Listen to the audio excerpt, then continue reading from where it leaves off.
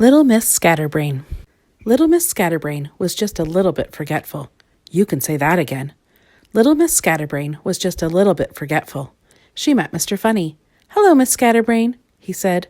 "Hello, Mr. Bump," she replied. She met Mr. Tickle. "Hello, Miss Scatterbrain," he said. "Hello, Mr. Strong," she replied. She met Mr. Happy. "Where are you off to?" he asked her.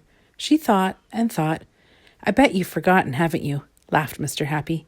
Little Miss Scatterbrain looked at him. "Forgotten what?" she asked.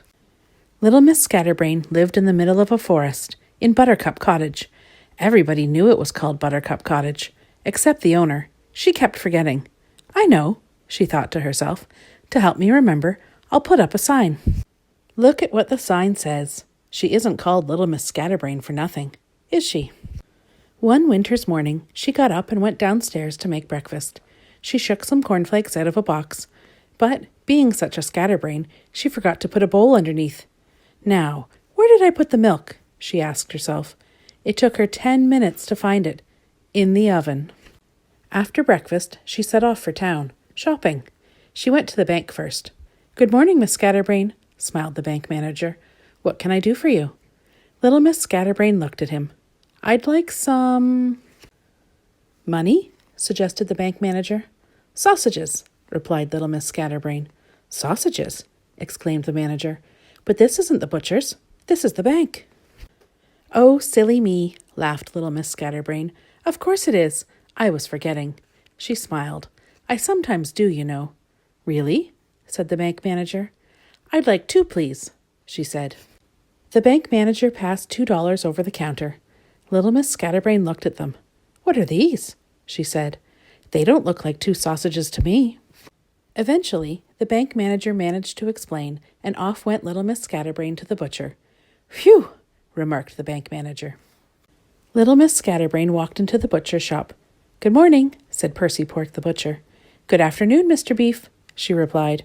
"Pork," said the butcher. "No," she said. "Sausages." "But my name isn't Sausages," he said.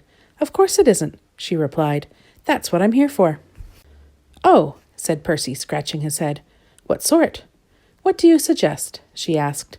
"Beef?" he asked. "I thought you said your name was Pork," she said. Percy Pork sighed a deep sigh.